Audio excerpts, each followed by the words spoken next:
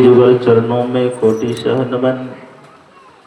मंच विराजित पूज्य बाबागण, साधक वृंद, सत्संग प्रेमियों, आदरणीय माताओं तथा भक्तिमती बहनों, आप सबों के चरणों में प्रणाम। श्री सद्गुरु श्री सद्गुरु महाराज की जय। श्री सद्गुरु।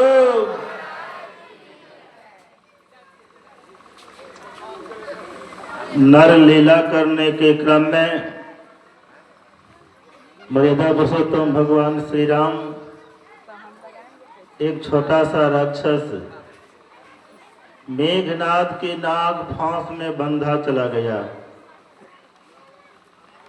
नारद मुनि के मन में हुआ यह समाचार, यह मैसेज, यह खबर गरुड़ जी को देना चाहिए। नारद मुनि गरुड़ जी के सामने प्रकट होते हैं और उनसे कहते हैं, हे गरुड़ जी, आप किनकी सेवकाई करते हैं? गरुड़ जी ने कहा, कौन नहीं जानता है मैं किनकी सेवकाई करता हूँ। गरुड़ जी सदैव भगवान विष्णु की सेवा में रहने वाले, यहाँ तक कि अपनी पीठ पर बैठा करके जहाँ था ले जाने का काम, सेवा करने का काम गरुड़ जी क्या करते थे। नारद मुनि ने कहा, आखिर आप जो उनकी सेवा करते हैं, सेवा करने का उद्देश्य क्या है? इनके पीछे आपकी सोच क्या है? गरुड़ जी ने कहा, क्या सोच है? भाव बंधन से छूटाई नर जपी जाके नाम, जिसका नाम स्मरण करने से मानव संसार सागर से पार उतर जाता है। भाव बंधन से छूटाई नर जपी जाके नाम। इधर से नारद मुनि कहते हैं, खर्व साचर बांधिया नाग फांस सोई राम। जिस राम के भरोसे आप बैठे हैं, मेरा उद्धार कर देगा, पार उतार देगा, उनको तो एक छोटा सा राक्षस खर्व साचर, छोटा सा राक्षस मेघनाद अपने नाग फांस में बांध लिया है। गरुड़ जी ने कहा, हे नारद, चाहे आप जितनी भी चतुराई कर लें, प्रभु श्री राम के प्रति जो मेरी श्रद्धा है, समर्पण है, त्याग की भावना है, उनसे आप निगाह हटा नहीं सकते। नारद मुनि ने कहा, मेरी बात को मत मानिए, जाकर देख तो सकते हैं। गरुड़ जी वहां से उड़ान भरते, उड़ते उड़ते लंकागढ़ के युद्ध मैदान में पहुंचते हैं। भगवान श्री राम और लक्ष्मण जी को नाग फांस में बंधे हुए देख करके इनको हुआ, नारद अच्छा ही कहा, जो खुद बंधे हैं, मेरे भरोसे बैठे हैं, गरुड़ आएगा तो बंधन काटेगा। अब क्लियर हो गया, इनसे मेरा उद्धार होगा नहीं। हमसे जो उपकार होना है सो मैं कर देता हूँ। गरुड़ जी अपनी कला का प्रयोग करते हैं। बंधन था सर्प का, सर्प तो गरुड़ का आहार है, भोजन है। लोल सटाया गया, कुछ सर्प को तो ग्रास किया, कुछ सर्प भाग जाता है।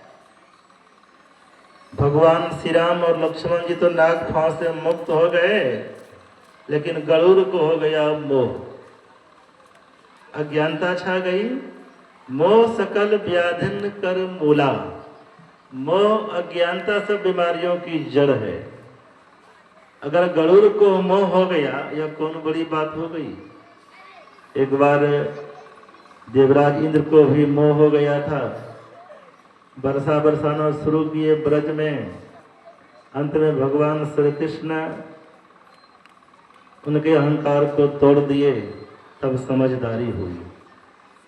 ब्रह्मा जी को भी मोह हो गया था, सारे ग्वाल बाल को किडनैप कर लिए थे, चुरा लिए थे। 1 वर्ष गुफा में बंद रखे। 1 वर्ष के बाद देखने आते हैं, भगवान तो खोजने के लिए नहीं गए, अपने योग बल से जैसा का तैसा ग्वाल बाल बछड़ू सब के सब बना लिए। 1 वर्ष के बाद आते हैं देखने, जैसा का तैसा भ्रम दूर हुआ। माता पार्वती जी को भी मोह हो गया, सब लोग जानते हैं। नारद को भी एक बार मोह हुआ था, गरुड़ को हो गया मोह, तो कौन बड़ी बात हो गई। तो गरुड़ जी पुनः नारद मुनि के पास पहुंचते हैं और कहते, हे भाग विधाता, आप ही बतलाइए, मैंने राम के विषय में सुना कुछ और देखा गया कुछ और, आखिर राम कौन है। नारद मुनि समझ गए गरुड़ जी को प्रभु की माया ग्रस लिया है और विद्या इसके अंदर में समा गई है, अज्ञानता छा गई है। लाख समझाएंगे अभी यह समझेगा नहीं, इसलिए इनके पीछे दिमाग लगाना व्यर्थ है। नारद मुनि ने कहा, हे गरुड़, तुम जानते ही हो मैं अपने भतीजे अर्थात उनके जो बड़े भाई थे दक्ष प्रजापति, उनके 9 पुत्रों को मैंने ब्रह्म ज्ञान देकर के बैरागी सन्यासी बना दिया, ब्रह्मचारी बना दिया। सो दक्ष प्रजापति ने मुझे शाप दे दिया, हे नारद, आज दिन से तुम 2 घड़ी अर्थात 48 मिनट से अधिक कहीं नहीं टिक सकते हो। राम को समझाने के लिए पर्याप्त समय चाहिए, इसलिए मैं नहीं समझा पाऊंगा। तुम चले जाओ ब्रह्मा जी के पास। ब्रह्मा जी के पास जाते हैं। ब्रह्मा जी ने कहा, गरुड़ अकेले आए हो, प्रभु नहीं आए, कहो क्या संदेश है, क्या उनकी आज्ञा है। गरुड़ ने कहा, कोई आज्ञा नहीं, कोई संदेश नहीं, तुम्हारा कैसे आना हुआ। गरुड़ जी ने कहा, आज मैं अपने निजी काम से आपके पास आया हूँ। निजी काम, सेवक का निजी काम क्या हो सकता है। गरुड़ जी ने कहा, उस राम को समझने के लिए मैं आपके पास आया हूँ। ब्रह्मा जी के मन में हुआ, रात दिन उनकी सेवा में रहने वाले उस राम को समझने के लिए मेरे पास आया है। ब्रह्मा जी ने कहा, इसके पहले और कहीं राम को समझने गया था। हाँ, नारद मुनि के पास मैं गया था। ब्रह्मा जी समझ गए नारद इस ज्ञान को समझाने में सक्षम थे, प्रवीण थे, मेरे पास भेज दिया, मैं इस भार को क्यों लूं। ब्रह्मा जी ने कहा, हे गरुड़, तुम जानते ही हो मेरे ऊपर सृष्टि का भार है। अगर मैं राम को समझाने में लग जाऊं, सृष्टि का काम बिगड़ जाएगा, तो मुझे इस पद से हटा दिया जाएगा। इसलिए अच्छा होगा तुम राम को समझने के लिए भोलेनाथ भगवान शंकर के पास चले जाओ। वे इस ज्ञान के मर्मज्ञ हैं, विशेषज्ञ हैं। तो गरुड़ जी वहां से उड़ान भरते हैं, भगवान शिव जी के धाम की ओर प्रस्थान करते हैं। आकाश मार्ग से उड़ते हुए जा रहे हैं। उधर से भगवान भोलेनाथ आ रहे थे, नीचे उतरते हैं, चरणों में प्रणाम करते अपनी बातों को रखते हैं। भगवान शंकर ने कहा, मैं तो राम को समझा देता, लेकिन अभी नहीं समझा पाऊंगा, क्योंकि मैं किसी आवश्यक कार्य हेतु कहीं जा रहा हूं। दूसरी बात मन में आई, यह खग है, चिड़िया है, इनको चिड़िया के पास ही भेज देना ठीक बात है। इसलिए भगवान शिव ने कहा, सबसे अच्छा होगा तुम चले जाओ नीलगिरी पर्वत पर, जहां काग भुसुंड जी रहते हैं। तजी हरि भजन काज नहीं दूजा। हरि भजन, परमात्मा की भक्ति, उनकी चर्चा वार्ता को छोड़ करके और दूसरा काम उनको है ही नहीं। तो काग भुसुंड जी के पास पहुंचे हैं गरुड़ जी। जो पाठ अभी हम लोग सुन रहे थे, सारी बातों को रखते हैं। गरुड़ जी इस समस्या का समाधान करते हैं। समस्या समाधान के लिए काग भुसुंड जी बहुत सारे महापुरुषों का नाम लिए हैं। जटिल बात है, जटिल बात को समझाने के लिए बहुत सारे उदाहरण चाहिए, बहुत सारे पक्के प्रमाण सबूत चाहिए। जैसे पंचायत होती है, पंच लोग तुरंत निष्कर्ष नहीं सुना देते हैं। 10 तरह की बातों को सुनाते हैं, बहुत उदाहरण देते हैं, दृष्टांत देते हैं, तब बाद में निष्कर्ष सुनाते हैं। इसी प्रकार गरुड़ जी पहले राम कथा की महिमा का गायन किए। राम का जन्म कैसे हुआ, पालन पोषण कैसे हुआ, विद्या अध्ययन कैसे हुआ, सारी बातें बतलाई। फिर राम की महिमा, रामचंद्र के भजन बिनो जो चह पद निर्वाण, ज्ञानवंत पिशोनरा बिनु पूछ विषावन। रामचंद्र के भजन के बिना, भक्ति के बिना, योग के बिना जो कल्याण की चाहना करते हैं, शांति चाहते हैं, वह व्यक्ति बहुत विद्वान होने पर भी बिनु पशु पूछ विषावन, बेगर सिंह और पूछ का पशु है। बेगर सिंह का पशु तो दुनिया में देखा जाता है, लेकिन ऐसा पशु जिसको सिंह भी नहीं हो, पूछ भी नहीं हो, ऐसा पशु तो दुनिया के किसी कोने में नहीं मिलेगी। हाँ, अगर पैनी निगाह से देखा जाए, अर्थात जिस मानव में मानवता नहीं है, दानवता है, उसी को बेगर सिंह पूछ का पशु कहा गया है। राकापति खोटस गही, चंद्रमा 16 कलाओं से उदित हो जाए। पूर्णिमा की रात में एक कला से युक्त होकर चंद्रमा उदित होते हैं। इस तरह के 16 चंद्र का उदय हो जाए, संसार के सभी पर्वतों और वृक्षों में आग लगा दी जाए, आकाश में जितने तारे हैं, अग्नि में जितने तारे सभी धरती पर उतर आवे। यकीन करने की बात है, कितनी रोशनी होगी, कितना प्रकाश होगा। उस जमाने में बिजली बत्ती, वेपर लाइट, जनरेटर, हेलोजन का आविष्कार नहीं हुआ था। इसका उदाहरण गोस्वामी जी नहीं दिए। यह भी हो जाए, कितना प्रकाश होगा, कितनी रोशनी होगी। इतनी रोशनी होने के बाद भी, इतना प्रकाश हो जाने के बावजूद भी, क्या कोई कह सकते हैं रात्रि चली गई, दिन हो गया? ऐसे ही बिनु हरि भजन खगेशा, मिटई न जीवन केर कलेशा। जिस प्रकार उपयुक्त चीज मौजूद रहने पर भी बगैर सूर्योदय से रात्रि का अंत नहीं हो सकता, ठीक उसी प्रकार परमात्मा की भक्ति किए बिना, राम का भजन किए बिना किन्हीं की मुक्ति नहीं हो सकती, किसी का कल्याण नहीं हो सकता। गोस्वामी जी और एक कदम आगे बढ़ते हुए कहा,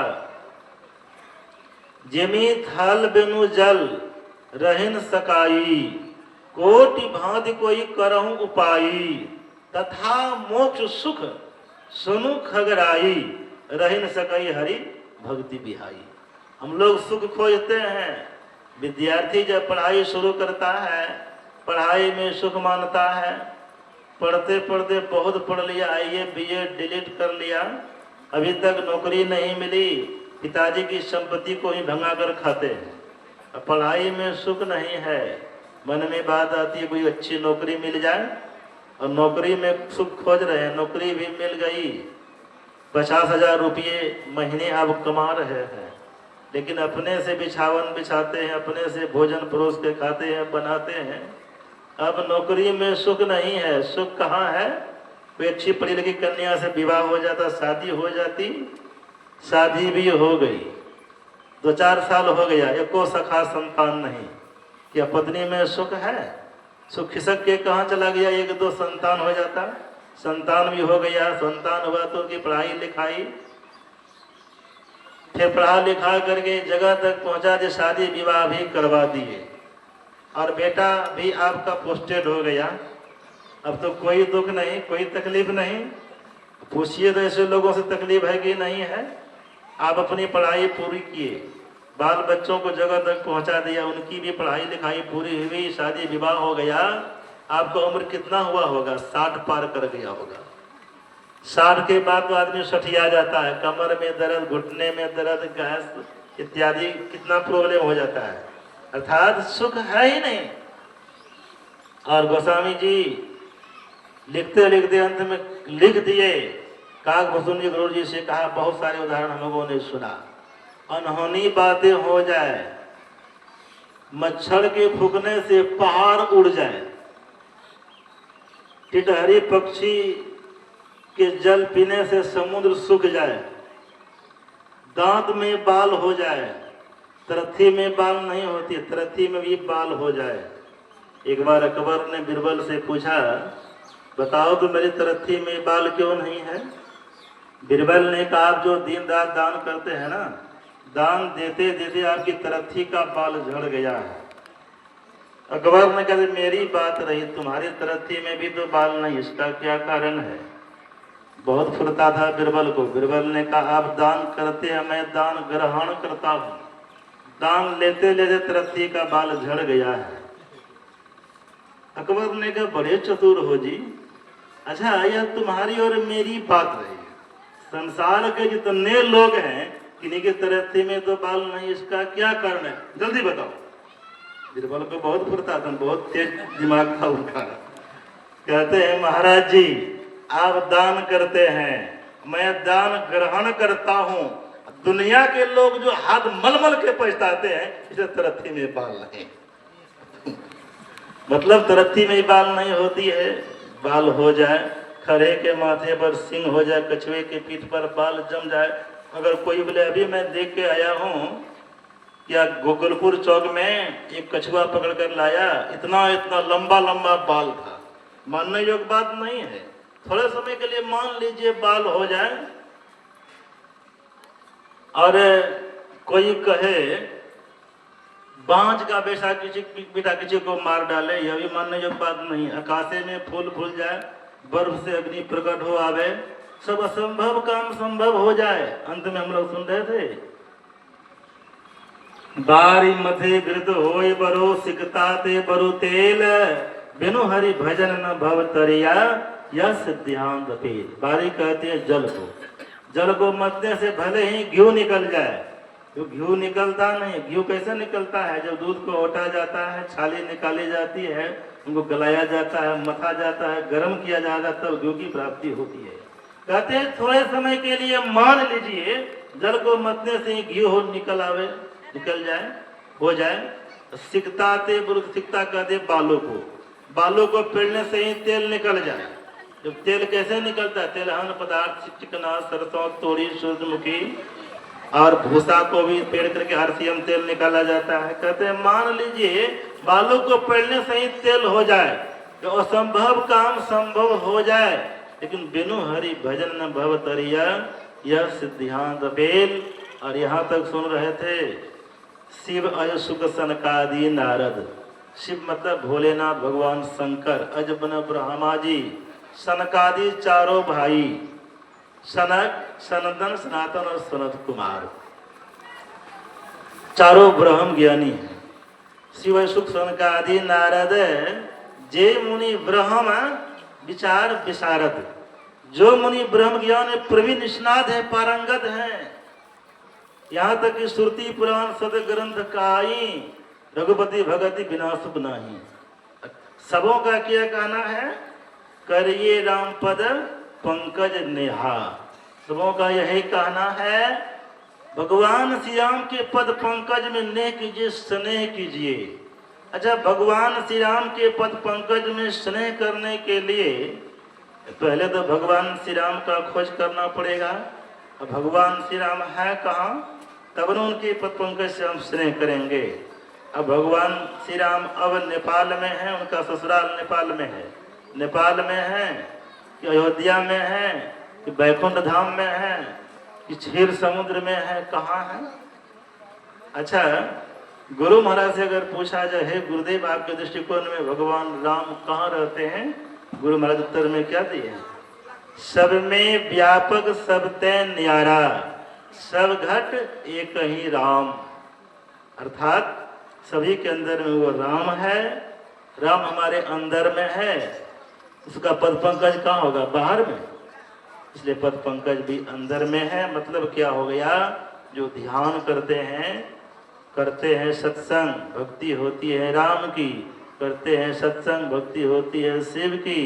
करते हैं सत्संग, भक्ति होती है कृष्ण की। अर्थात सत्संग नित और ध्यान नित रहिए, कर लग्न हो।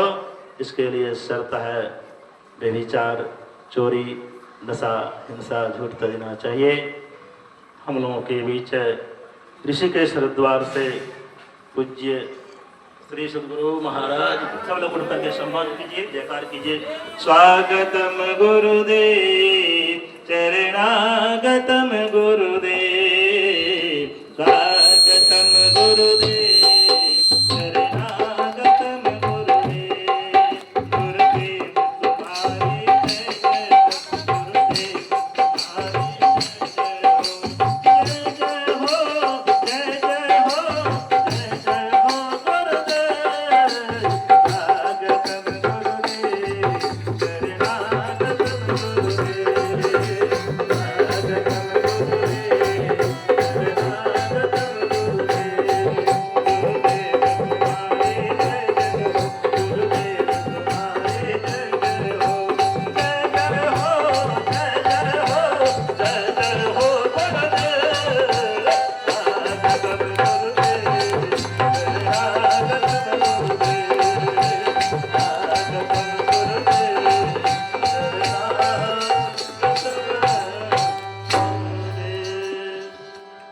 सद्गुरु महाराज की जय।